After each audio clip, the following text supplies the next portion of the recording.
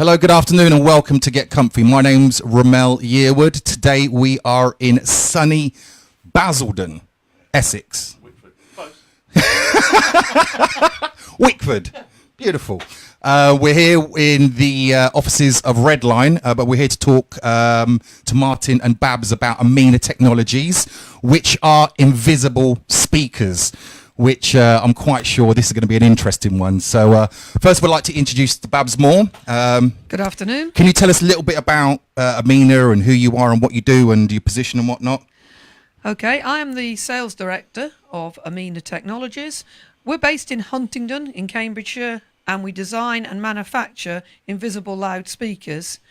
And we invented the invisible loudspeaker in 2001 and have been focusing on growing the technology ever since. Beautiful. And we also have Martin. I didn't even catch your surname. Moorcroft. Martin Moorcroft. You run Redline. Okay. Beautiful. Okay. As I said, today is going to be an interesting one because invisible speakers, funny enough, are pretty difficult to explain in a magazine or whatever, or on a press release or whatever. So we're going to try our best to explain and go through a little bit of tech. We're not going to try and get it too technical for everyone, but we're going to try and explain a little bit about tech and do a demo and go down into the demo room as well. Yeah. First question I've got for you is, I mean, how did you get from big old speaker on the wall to let's try invisible speakers? How did this all come about? It came about because the technology was stumbled upon by the MOD doing helicopter simulators. It's always the MOD, isn't it? Vibrational technology to create very good sound. Uh-huh. And they sold off the licensing agreement, and our MD Richard was involved in a company that used that, and then decided to set up his own company, Amina, to use this vibrational technology, which initially was visible speakers, not invisible ones. Okay. And then the German Reunification Bank wanted a speaker that was as discreet as possible. So they were discussing making it as thin as possible and even putting it in the wall, flush with the wall, but you still have the edge being visible. And because they work like a musical instrument, Richard realised that you can tune a musical instrument, so why not tune a speaker? Yeah. So the front panel material is used that needs the weight of plaster to sound at its best. Uh-huh. So he then went to this German bank with these speakers and said, here you are. If it works, pay me. If it doesn't work, you've still got a perfectly good wall. I like his style. That is a bold move. Yeah, you're not wrong. So can you give us a quick demo, if possible, of this vibration technology? Is it called VPT? Vibrational panel technology. Whatever you just said. A lot of people will be bowled over by the tech today, but you have to see this in action, because because this is impressive. All right. So let's just have a little walk through. Always, please. Age 4 beauty. Okay. So what we're going to do here is, I believe, a demo. So do you want me to hold the other side of that while you do the demo? I'll hold your mic. You hold both of them.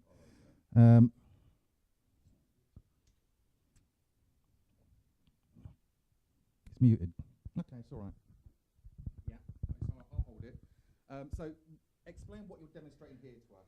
Okay, this is one of our loudspeakers. So the back side of it is where the technology is. So the exciters that create the vibrations, which go into the front panel of the speaker. So this is actually a highly resonant panel. So what that enables is the vibrations to fill a room with sound, very similar to how a violin string or a acoustic guitar string vibrates. And that lightweight wooden structure then creates the vibrations that our eardrums turn into sound. So I'm chopping a hole in the wall, putting this in the wall. Well, I'm not, you guys. Yeah. And it's going to be covered over. It's going to be covered over. There's two different product families, but I'm not going to get into that level of technology. So this is then covered over, and you can decorate as normal with paint or wallpaper. Or the other family you can also cover with wood, or even 2mm deep of stone or slate. It's a whole variety of things. So what I was going to demonstrate here is that this is just an inner of a child's music box. So this is not high quality sound, but it illustrates very effectively. I mean, this is the perfect illustration Yeah. in how your technology works. So if I play this in free air, it's not very loud. If I put it on the panel, and I take it off, it's quiet, and I put it on the panel. And that's a demonstration I use with architects and interior designers to explain how vibrational panel technology works. Right, so obviously normally in a speaker system you'll have a big box in the corner and it's got a cone, yeah? This is obviously way and beyond where that is. And I'm assuming that you could use this application in a house, a restaurant, a bar, a club, a pub, anywhere where they want a decent speaker system, okay? You can use it anywhere you want a decent speaker system, and it's absolutely invisible in application.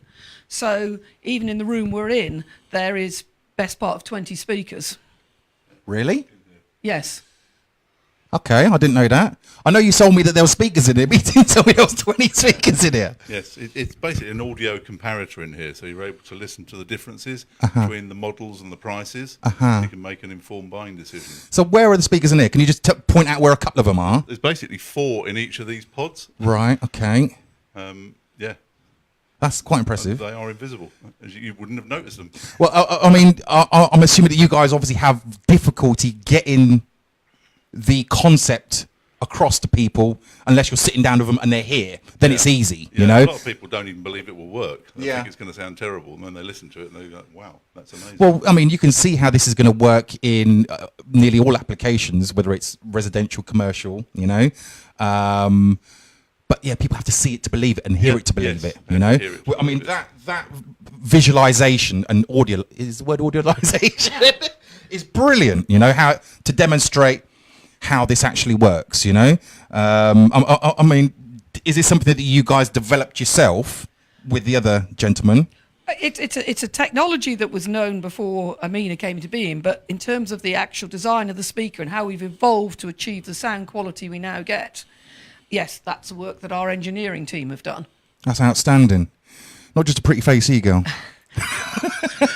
So you know, people don't believe it. Everybody assumes it's going to be muffled or the high frequencies won't be there, and it isn't. And I love demonstrating the product because you're right, nobody believes it. Yeah. Well, I can see why. I mean, or not see. Well, yeah, exactly. That's the case, maybe. I mean, I could personally, I'd have this in my room all day, in my living room all day long, because I'm way. I mean, some of my friends have still got the big old speaker bass bins in the corner, you know, and it's coffee table. But this makes perfect sense because a lot of speakers, whether in a hotel, a restaurant, bar, yeah, your home or whatnot, they're eyesores. And I think I read something on your website to state that you lose a certain amount of the audio quality because you can actually visually see the box. Is that correct? In a sense that you can. Our brains work really strange, you know. You can put a 5.1 surround sound entirely in the ceiling, and your brain will make you think it's coming from the screen. Right. Because you're trained to think it's coming from what you're looking at. And nobody believes that's possible. Yeah. Because these speakers spread sound extremely effectively, the 5.1 in the ceiling is a perfect solution for many residential applications. Excellent. Right, shall we go and have a look? Oh, can we actually see the other side of this? Or is there not much on the other side of there to actually talk about? Okay. Limited stuff on there. It's just tech, really, isn't it? It's just tech on the other side. And we're as much as we do like tech, we don't want to go into it too deeply. Let's go and have a look and see the actual product in situ, shall we? I believe you've got quite a good looking showroom downstairs, so let's go and have a look at that and let's take it from there. What are you, like 6'4" or something? Really? Cool, blimey. What do they feed you? Other little kids? Unbelievable. Hello, Debbie McGee.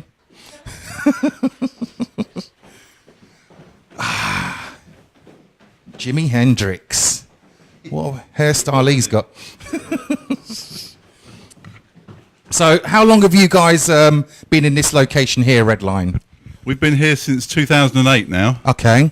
And your relationship with Amina is what? I mean, am I allowed to ask you? Yeah, we're Amina's primary distributor in the UK. Right. So we've been doing the brand now for the best part of 10 years, I think, isn't it? Who's going to try and get Yes. in? So we've got a lot of experience with not only selling it, but also installing it. Yeah. We're very competent installers of the product. Can you give me a bit of a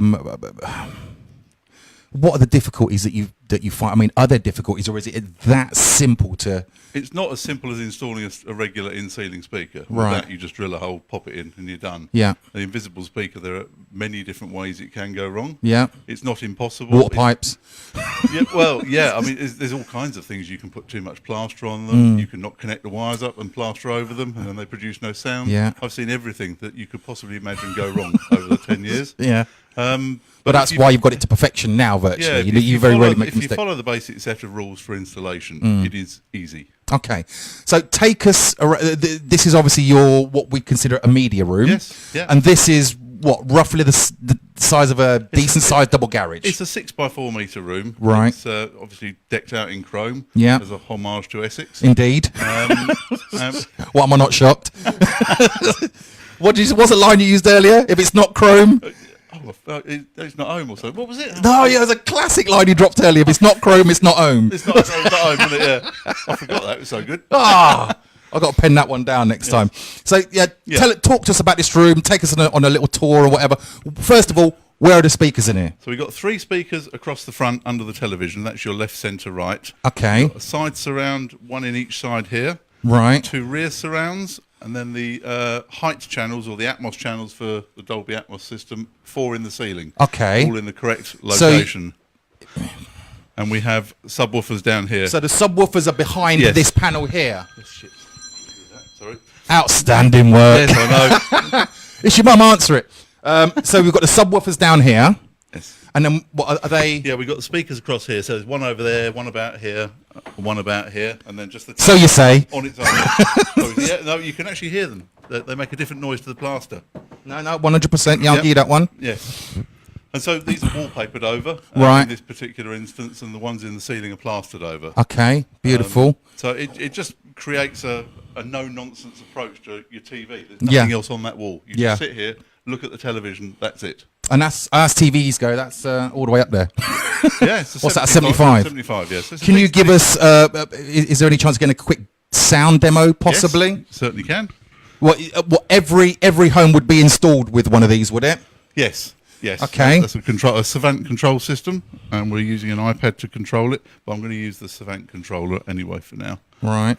Now, just let me... So what, you very rarely use the touch screen? We you do use a remote that control. quite a lot, but, right. It's like a tablet in here, basically, isn't it? Yes. There we go. Wow. Let's get the volume rocking. Because we're so used to hearing sound this way, we don't notice that it is merely a fraction of what its potential could be. But what if sound could be extraordinary? Again. Yeah. I'll say this to my colleague: if you're watching this a horror, wow, you'll be constantly. And I genuinely hope that people are picking it up at home, because it's coming from here, it's coming from there, it's coming from above, below.